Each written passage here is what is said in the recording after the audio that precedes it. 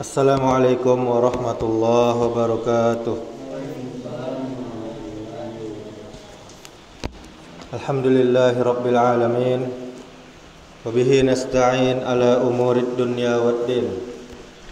Asyhadu an la ilaha illallah wahdahu la syarikalah. Wa asyhadu anna Muhammadan abduhu wa rasuluh. Amma ba'du.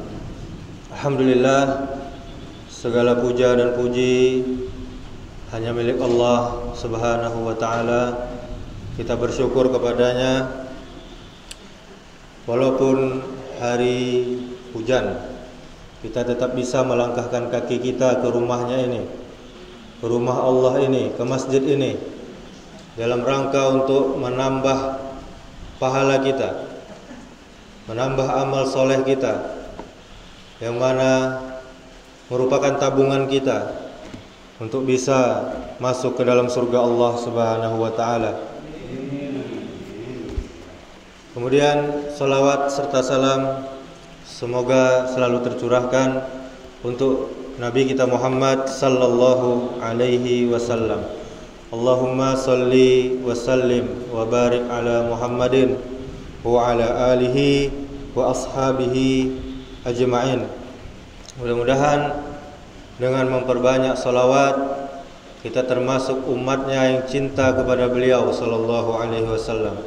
Kita termasuk umatnya yang nanti akan mendapatkan syafaat di yaumil akhir. Amin ya rabbal alamin. Bapak Ibu jamaah salat Isya dan tarawih yang dimuliakan Allah Subhanahu wa taala. Sekarang kita sudah berada di tahun 2024. Namun perlu kita ketahui, waktu terus bertambah, waktu terus berlalu, dan sebenarnya ajal kita semakin dekat dan waktu kita terbatas pastinya. Seorang ulama bernama Bashar bin Al-Haris, dia pernah berkata, aku pernah melewati seorang ahli ibadah di Basrah. Basrah ini kalau nggak salah di Irak. Dan dia sedang menangis. Aku bertanya kepadanya, apa yang menyebabkan kamu menangis? Kemudian dia menjawab, aku menangis karena umur yang luput dariku dan atas hari yang telah berlalu. Ajalku ternyata semakin dekat, tetapi belum jelas juga amalku. Ini dalam buku Mujalasah wa Jawahir Al-Ilmu halaman 46. Bapak Ibu jamaah yang dirahmati Allah Subhanahu wa taala, sudah berganti tahun. Harusnya kita renungkan bahwa umur kita sangatlah terbatas. Kita tidak tahu umur kita sampai berapa. Bahkan Nabi saja hanya dikasih, di dalam hadisnya dikatakan jatah kita 60 sampai 70 tahun. Maka yang bisa menolong kita adalah amalan yang bisa kita tinggalkan setelah kita meninggal dunia nanti. Tetapi amalan itu haruslah bermanfaat untuk seterusnya, bukan sekali, 2 kali, atau 3 kali, tapi bisa dipakai untuk seterusnya. Apa saja amalan yang bisa jadi bekas yang akan kita tinggalkan nanti? Inilah pembahasan kita, yaitu judulnya amal jariyah. Yang pertama adalah kesolehan. Soleh itu bahasa wae elok, baik. Manfaat dari kesolehan adalah kita akan mendapatkan doa baik dari orang lain yang tentunya insya Allah soleh juga. Sampai-sampai pun malaikat juga akan mendoakan kita. Di antara dalilnya adalah surah Ghafir atau surah Mu'min, Al-Mu'min ayat 7 sampai 9. Kemudian dalil yang lainnya adalah hadis tentang tasyahud. Tasyahud, duduk awak ketika solat, at-tahiyatul, di mana kita ketika tasyahud membaca assalamu alaina wa ala ibadillahis salihin. Kalau awak tahu arti kau, pasti awak akan berusaha untuk terus menjadi orang yang soleh. Salam untuk kami dan juga untuk hamba-hamba Allah yang soleh. Jadi setiap orang membaca itu, insya Allah kalau awak soleh, awak dapat loh doa atau salam atau keselamatan dari doa ini. Dan juga disebutkan di dalam hadis tentang bacaan tasyahud ini, jika kalian mengucapkan seperti itu, maka doa tadi akan tertuju pada setiap hamba Allah yang soleh, baik di langit maupun di bumi. Hadis riwayat Bukhari dan riwayat Muslim. Tentu kita tahu penduduk bumi adalah kita, manusia, dan juga penduduk langit. Siapa penduduk langit?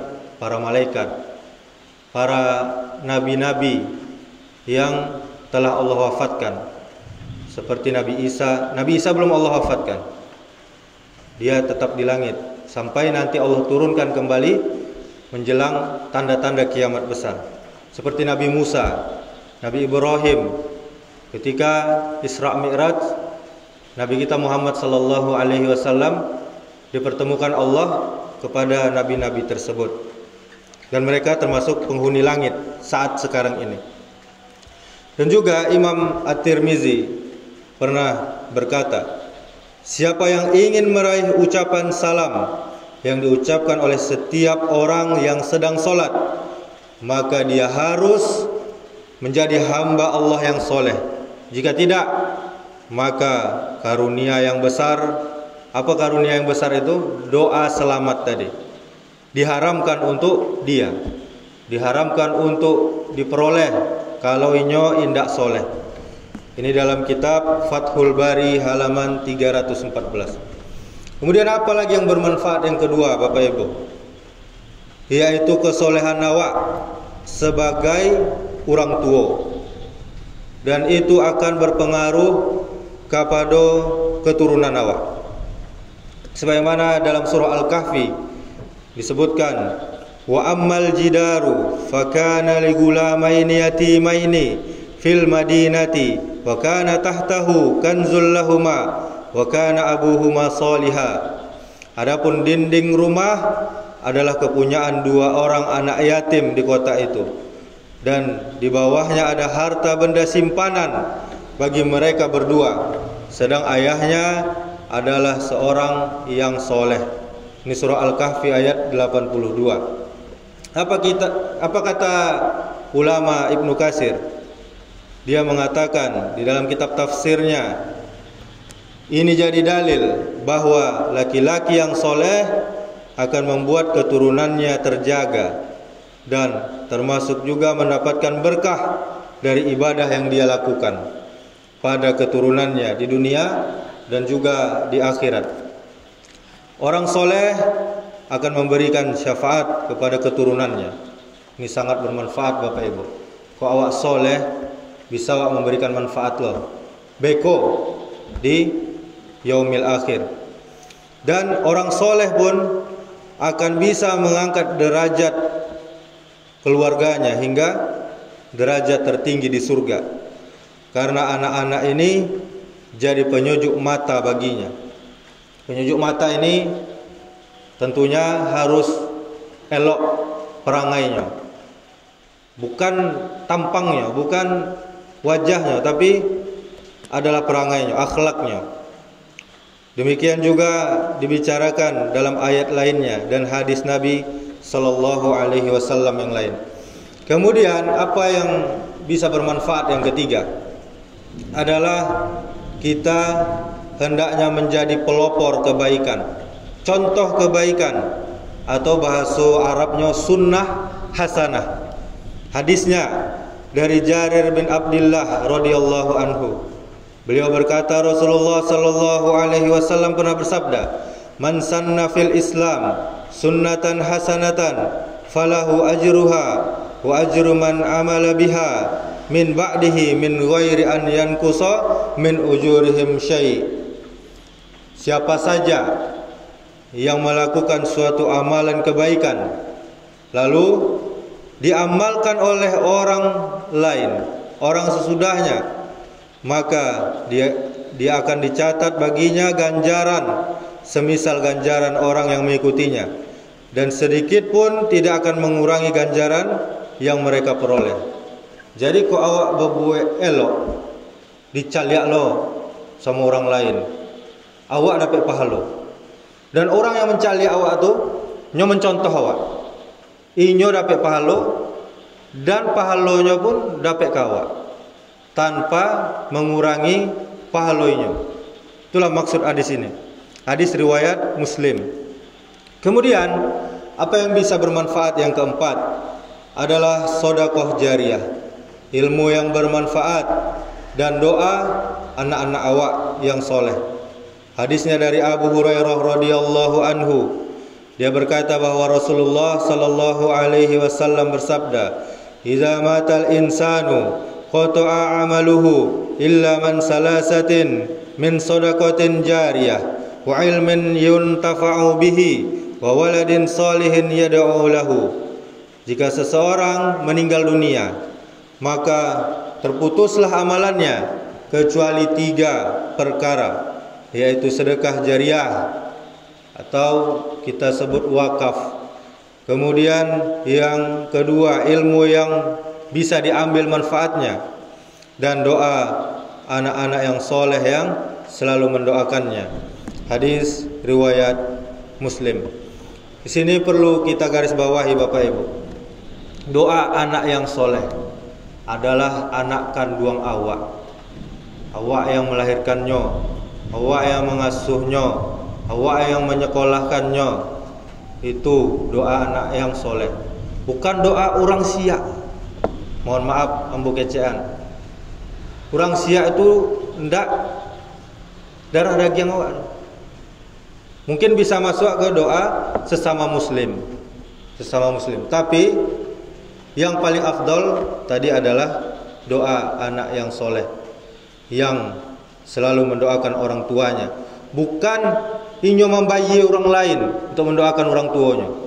Masa tidak bisa Rabbighfirli wali walidayya warhamhuma kama rabbayani shaghira. Itu saja dibacanya lah sangat bermanfaat untuk orang tuanya.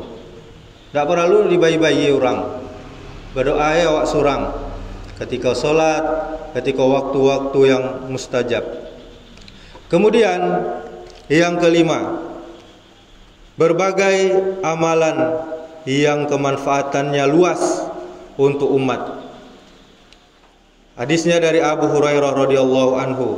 Nabi sallallahu alaihi wasallam bersabda, "Sesungguhnya yang didapati oleh orang yang beriman dari amalan dan kebaikan yang dia lakukan setelah mati adalah ilmu yang dia ajarkan dan dia sebarkan, kemudian anak soleh yang dia tinggalkan, kemudian mushaf Al-Quran yang dia wariskan, masjid yang inyo bangun, walaupun nyo sadakah seketek tapi untuk musajid. Kemudian rumah bagi Ibnu Sabil. Siapa Ibnu Sabil? Yaitu musafir yang terputus perjalanannya karena habis bekalnya. Rumah bagi Ibnu Sabil yang dia bangun. Kemudian sungai yang inyo alirkan. Kemudian sedekah yang ia keluarkan dari harta ketika dia sehat dan hidup. Dan semua itu akan dikaitkan dengannya setelah dia mati. Jadi di dalam hadis ini, hadis riwayat Ibnu Majah, ada banyak amalan yang bisa bermanfaat untuk awak ketika awak mati beko. Maka Bapak Ibu Saudaraku yang dirahmati Allah Subhanahu wa taala, kita jadikan umur kita saat ini untuk meninggalkan bekas yang baik. Di dalam hadis Rasulullah sallallahu alaihi wasallam pernah bertanya, siapakah manusia yang paling baik? Maka Rasul bersabda, man tala umuruhu wa hasuna amaluhu. Yang paling baik adalah yang panjang umurnya dan baik pula amalnya. Hadis riwayat Tirmizi. Jadi awak boleh meminta umur yang panjang, tapi minta juga amal yang soleh. Banyak orang minta umur yang panjang, tapi tidak disertai amal yang soleh. Jadi apa? Allah kabulkan umur panjangnya, tapi menyusahkan orang. Tapi amal solehnya kurang. Maka kita minta jugalah amal soleh untuk diri kita. Demikianlah kultum yang singkat ini. Semoga bermanfaat bagi kita semua, dan semoga kita tidak menyia-nyiakan umur yang Allah berikan kepada kita. Amin ya rabbal alamin. Subhanakallahumma wa bihamdika asyhadu an la ilaha illa anta astaghfiruka wa atubu ilaik. Wassalamualaikum warahmatullahi wabarakatuh.